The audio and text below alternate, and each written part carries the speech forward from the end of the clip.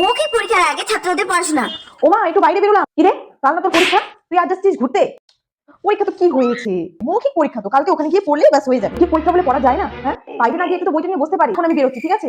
আরে পড়তে লাগবে না, আমার হয়ে যাবে, তুমি টেনশন করতে না, আমি একটু বেরোলাম। আচ্ছা যা। কি রে, বই পড়লি? কালকে তো মৌখিক পরীক্ষা, আবার কি পড়তে হবে তো? এগুলো পরীক্ষা আবার পরীক্ষা বলে নাকি? তো এগুলো টেনশন করি না, আমি বই পড়িনি। আমি ওখানে গিয়ে কালকে পড়লে হয়ে যাবে। তুই কি আবার বই পড়তেছিস? তুই না মারাত্মক, তোর তো কত পিছনে রোল, আমার থেকেও পিছনে। ঠিক আছে, পর পর, আমি পড়বো না। পর পর তুই পর। মৌখিক পরীক্ষা আবার নাকি বই পড়তে হবে, ওখানে গিয়ে পড়লেই হয়ে যাচ্ছে। পরীক্ষার দিন ছাত্ররা তোর মনে হয় সব পড়া হয়ে গেছে। পড়তে লাগে নাকি তো মৌখিক পরীক্ষায়? তুই না একদম পাগল হয়ে গেছিস।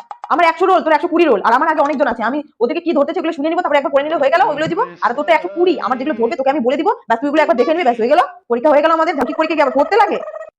এই ম্যাম ম্যাম ম্যাম, প্রতিটা স্টুডেন্টকে বলতেছি 1 থেকে 99 ওই ম্যাডামের কাছে চলে যাও, রোল নাম্বার। আর 100 থেকে এখানে রোল নাম্বার ওয়াইজ লাইন করে যাও। রোল নাম্বার 100, এই সামনে এসো, তোমার পরীক্ষা এখন স্টার্ট হবে আমার কাছে। কোথায় 100?